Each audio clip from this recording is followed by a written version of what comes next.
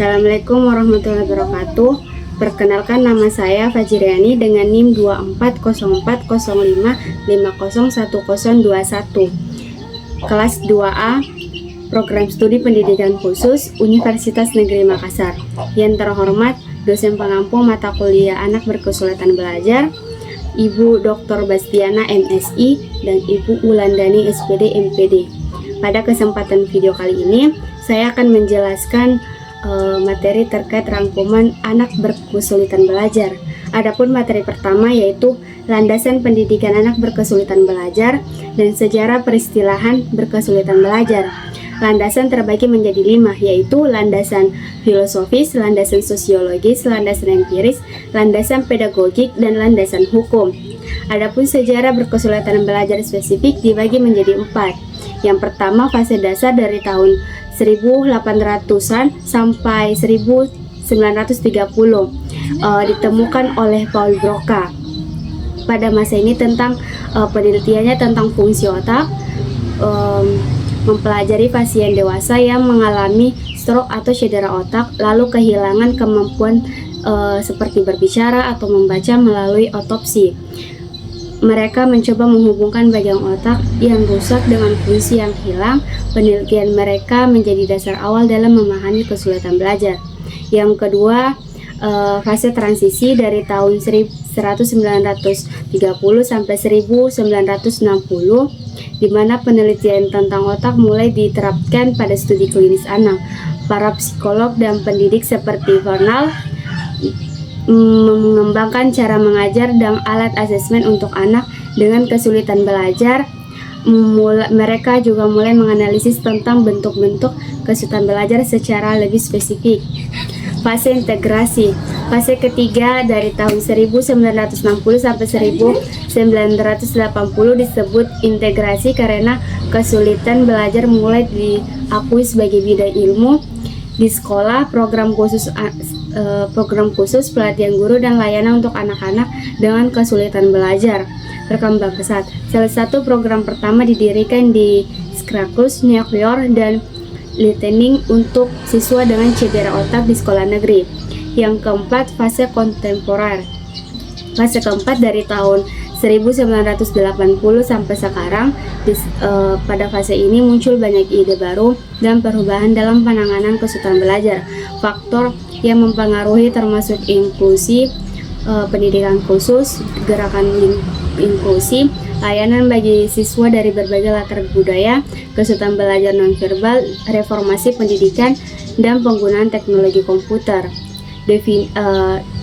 Lanjut ke materi kedua, definisi kesulitan belajar.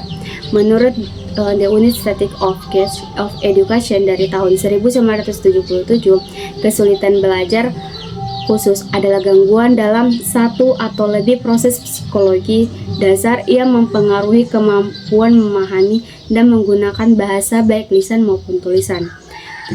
Gangguan ini bisa tampak dalam kesulitan mendengar, berpikir, berbicara, membaca, menulis, mengeja, atau berhitung. Selanjutnya ada klasifikasi kesulitan belajar. Klasifikasi kesulitan belajar menurut Hallen dan kawan-kawan pada tahun 2014, kesulitan belajar dibagi menjadi 2 kelompok. Yang pertama, kesulitan belajar perkembangan development learning disabilities, meliputi gangguan pada perhatian, memori, persepsi, visual, dan motorik berpikir, serta bahasa kedua, kesulitan belajar akademik, mencakup masalah dalam membaca, menulis, mengeja, dan berhitung. Selanjutnya ada karakteristik anak berkesulitan belajar. Anak dengan kesulitan belajar bisa menerima informasi dengan baik karena panca inderanya normal. Tapi saat otak memproses informasi itu seperti saat memperhatikan, mengingat, atau memahami, terjadi gangguan. Akibatnya anak jadi sulit mengeja, membaca, menulis, mendengar, atau berhitung. Adapun selanjutnya ada faktor penyebab anak berkesulitan belajar. Sejumlah ahli menyatakan bahwa faktor-faktor merupakan etiologi atau faktor yang berkontribusi pada terjadinya kesulitan belajar pada anak. Yang pertama, penelitian di Swedia oleh Harkern menunjukkan bahwa disleksia Kesulitan membaca, menulis, dan mengeja bisa diturunkan dalam keluarga. Herman juga menemukan bahwa disleksia lebih sering terjadi pada anak kembar identik dibanding kembar tidak identik. Ini menunjukkan adanya pengaruh genetik. Penelitian lain oleh De Vries dan Dekker juga membuktikan bahwa faktor genetik berperan dalam kesulitan belajar, khususnya dalam hal membaca. Faktor penyebab anak berkesulitan belajar, ada faktor disfungsi otak atau DMO. Disfungsi minimal otak atau DMO adalah gangguan ringan pada otak yang sulit dilihat secara kasat mata, tapi berdampak pada kemampuan belajar anak. DMO bisa terjadi saat dalam kandungan jika ada gangguan saat otak lahir prematur, tidak langsung menangis, atau lahir dengan posisi yang salah sehingga otaknya kekurangan oksigen. Setelah lahir, jika bayi mengalami penyakit serius seperti infeksi otak, diare parah, atau cedera kepala bisa menyebabkan DMO. Yang ketiga ada faktor biokimia. Pengaruh zat kimia atau obat terhadap kesulitan belajar masih diperdebatkan. Beberapa penelitian menyebutkan obat stimulan bisa mengurangi hiperaktif, tapi ada juga yang tidak setuju peneliti ini. Peneliti lain, Feingold, percaya bahwa pewarna makanan, perasa buatan, dan alergi bisa memicu masalah belajar pada anak. Ia menyarankan diet khusus untuk anak-anak yang mengalami gangguan tersebut, meskipun tidak semua anak cocok dengan diet ini. Selanjutnya ada anak berkesulitan belajar secara spesifik.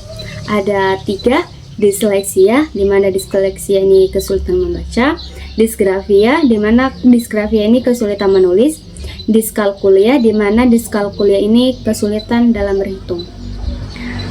Yang pertama, disleksia.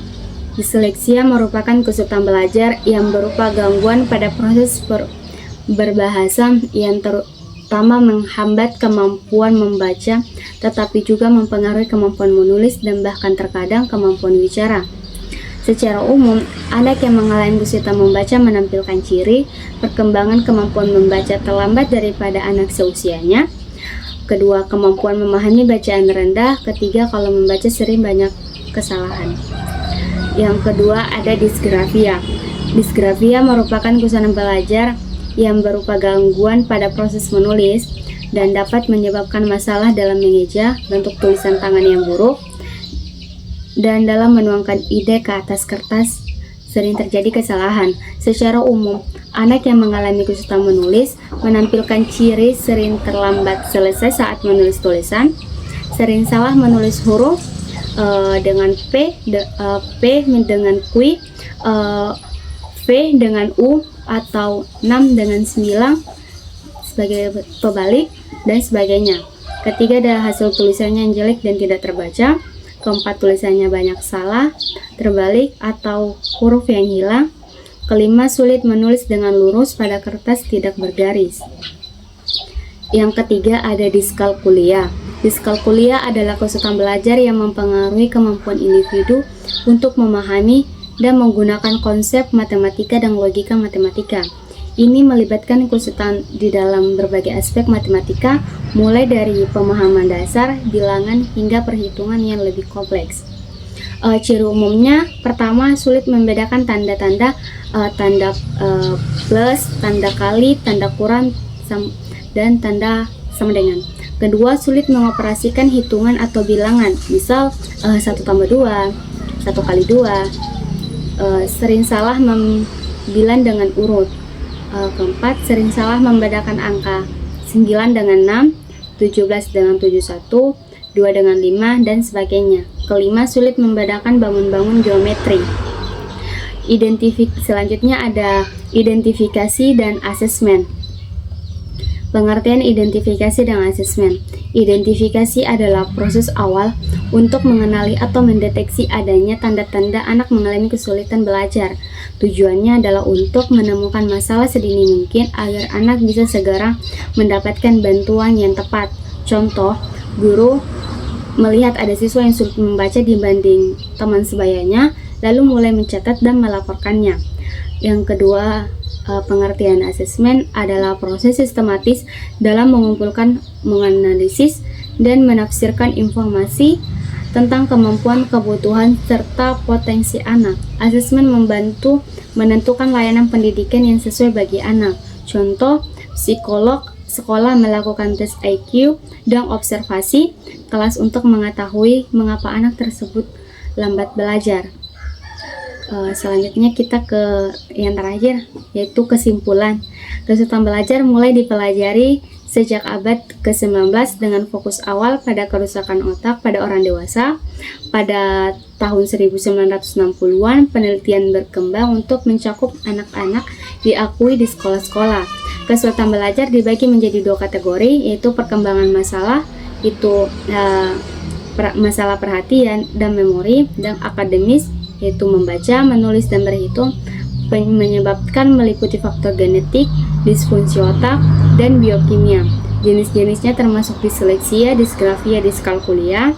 Identifikasi dan asesmen penting untuk mendeteksi dan memberikan bantuan yang tepat bagi anak-anak kesulitan belajar. Sekian dan terima kasih. Wassalamualaikum warahmatullahi wabarakatuh.